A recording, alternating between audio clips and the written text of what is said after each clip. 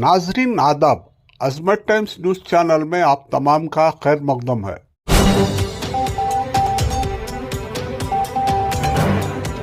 दिल्ली में election campaign खत्म हो चुका है।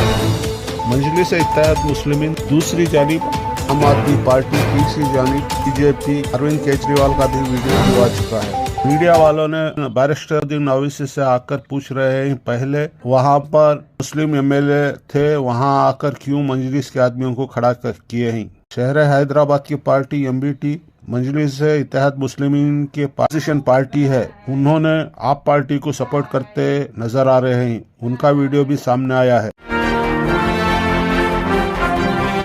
सालवन मोमी का आपको यह शख्स याद होगा जिसने पिछले साल जून 2023 में ईद के दिन स्वीडन की स्टॉकहोम की सबसे बड़ी मस्जिद के बाहर कुरान शरीफ इस्लाम के मुसलमानों के खिलाफ प्रोटेस्ट करने की इजाजत मांगी थी।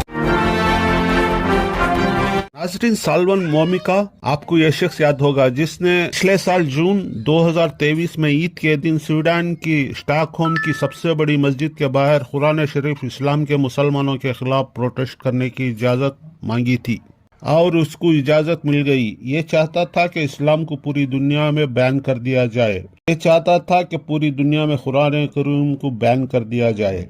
ये इराकी ईसाई था और जून 2023 को अपनी राय को इजहार करने के लिए प्रोटेस्ट की इजाजत मांगी और स्वीडन के जिम्मेदार और ऑफिसरों ने उसको इजाजत दे दी गई। जून 2023 सालवन मोमी ने सबसे बड़ी मस्जिद के सामने प्रोटेस्ट किया और प्रोटेस्ट करते हुए सारी हदें पार कर दी और कुरान को अपने हाथ में रखा था, उस पर पैर रखा और कुरान को जला डाला था। उसका केस अदालत में चल रहा था। 2 दिन कबल रात को इस्लाम के खिलाफ टिकटॉक पर बोल रहा था तो कुछ लोगों ने उसको गोली मार दी। मुस्लिम लीडरशिप की बात करते हैं सर, मुस्लिम लीडरशिप की बात करते हैं। अभी दिल्ली में जिन 2 सीटों पर आप चुनाव लड़ रहे हैं, दोनों पर पहले से ही मुस्लिम है, तो अब नए चेहरे को लाकर क्या साबित करना चाहते हैं? इसका क्या मतलब, क्या अलग हो जाएगा? देखिए, वो लीडरशिप नहीं है। हाँ। वो आम आदमी पार्टी का एक नुमाइंदा है। अगर वो लीडर होता तो 18 महीने से वक्फ बोर्ड को कॉन्स्टिट्यूट करते।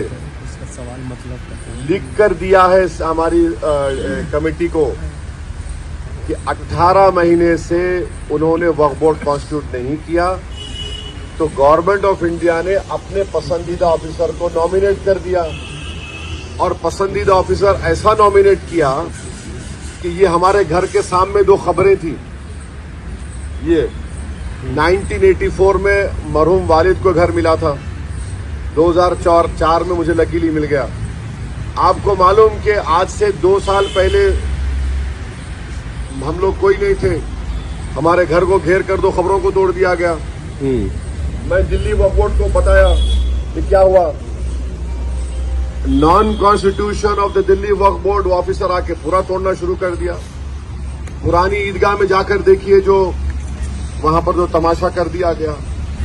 तो कहां आप उनको लीडर मानते हैं? कल की सभा में वो गिनवा रहे 5-5 लाख के चेक उन लोगों को दिए जो 5-5 लाख के चेक दिए हैं, तो उनपे जो लिंचिंग वालों को दिए हैं। नहीं, जो चार्जशीट में तो ये बताया गया है उनके खिलाफ कि ना वक्फ बोर्ड बनाया गया, ना गवर्नमेंट एग्जिस्टेंस में थी, उन्होंने पब्लिक से डोनेशन ले लिया।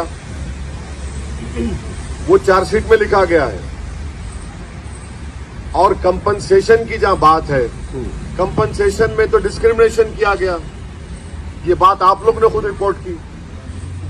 कंपनसेशन में खुद डिस्क्रिमिनेशन किया गया। तो हमारा पार्टी का मानना ये है कि वो बेनामी की आवाज है, वो उसमें कोई दमखम नहीं है।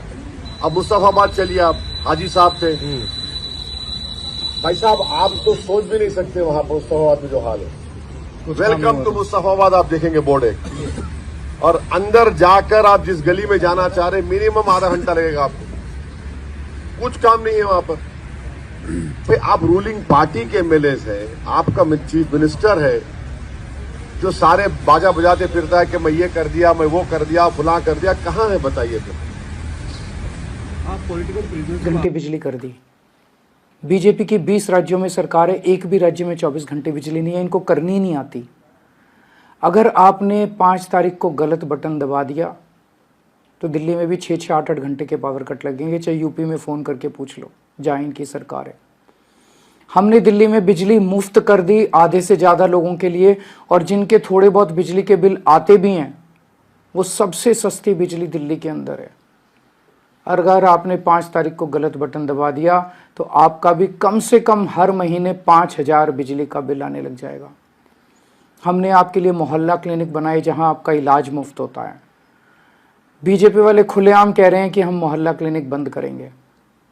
अगर आप मोहल्ला क्लिनिक बंद हो गए, प्राइवेट डॉक्टरों के पास जाना पड़ेगा, कम से कम 2,500-3 हज़ार रुपये का महीने का खर्चा आने लग जाएगा। हमने महिलाओं का बस का सफ़र मुफ्त किया। बीजेपी वाले कह रहे हैं कि ये बस का सफ़र मुफ्त नहीं होना चाहिए महिलाओं का। अगर आपने उस दिन गलत बटन दबा दिया, कमल का बटन दबा दिया, तो महिलाओं का बस का सफ़र बंद हो जाएगा। अगर आप नौजवान साथियों, बसे पर्दा सुनने वाली मोहतरम माँ और बहनों, ये इंतखाबात का आखिरी जलसा है और कल 5 बजे पूरे इंतखाबात की कार्रवाई बंद हो जाएगी। उसके बाद से किस्मत का फैसला आपके हाथ में होगा और 5 तारीख के दिन इंतखाबात होगा। आप लोगों को आने वाले 5 साल में, ऊकला के 5 साल में आप अपनी किस्मत लिखने का आपको अल्लाह ने मौका दिया है। किसने अपना सीना पेश किया? ये अमानतुल्लाह था जिसने अपना सीना डोडर के सामने पेश किया। ये अमानतुल्लाह को किस लिए गिरफ्तार किया गया? पूरे हिंदुस्तान में आप जाओ, वक्फ बोर्ड के तमाम जायदादें खाली पड़ी हुई है। वक्फ बोर्ड का दफ्तर बेवा का दफ्तर रहता है। ये अमानतुल्लाह ने हिम्मत की, वक्फ बोर्ड में भर्ती किया और तमाम मुसलमानों को नौकरी दी, तमाम मुसलमानों को नौकरी दी। इसलिए सीबीआई इंक्वायरी, ईडी इंक्वायरी, फलानी इंक्वायरी, फलानी इंक्वायरी। आप बताओ, कल तुम्हारे एमएलए को यह हैदराबाद की क़यादत कहती है कि एमएलए होना या डीलर होना, खादी होना या डीलर होना, अरे तू है तेरे पे, तू है तेरे पे। हिंदुस्तान में अगर मुसलमानों के वोटों का सबसे बड़ा डीलर है तो तू है वो डीलर, तू है। तू आज हिंदुस्तान में अगर राक्षस कोई है तो बीजेपी को महाराष्ट्र में इक़्तिदार पे लाने वाले का नाम असदुद्दीन ओवैसी, उत्तर प्रदेश में बीजेपी को इक़्तिदार पे लाने वाले का नाम अगर कोई है तो वो है असदुद्दीन ओवैसी। ऊकला वालों, उस दिन 5 तारीख के दिन पिछले इंतखाबात में अमित शाह ने तुम्हारे इत्तेहाद को चैलेंज किया था। अमित शाह ने तुम्हारे इत्तेहाद को चैलेंज किया था। क्या कहा था? ऐसा बटन दबाओ कि शाहीन बाग तक करंट पहुंचे। ऐसा बटन दबाए, अमित शाह की लुंगी में करंट आ गया। आप मैं कह रहा हूं, मैं तुमसे गिड़गिड़ाकर कह रहा हूं, तुम्हारे एमएलए को हैदराबाद से एक एमएलए आता है और शक्ति कपूर कहता है लाहौर वाला होता है।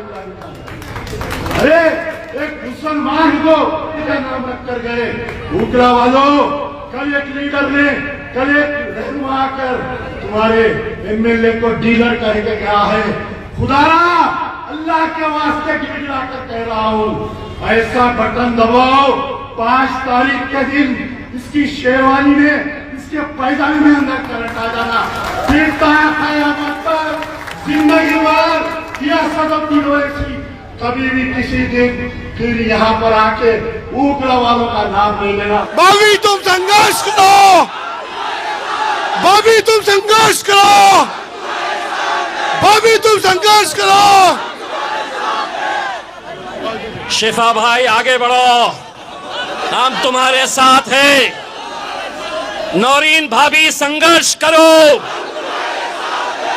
यकीन मानिए जिस तकलीफ के साथ वो यहाँ तक पहुँची है, एक एक हाथ ऊपर होना चाहिए और आवाज गूंजनी चाहिए पूरे ओखला के अंदर, नौरीन भाभी संघर्ष करो।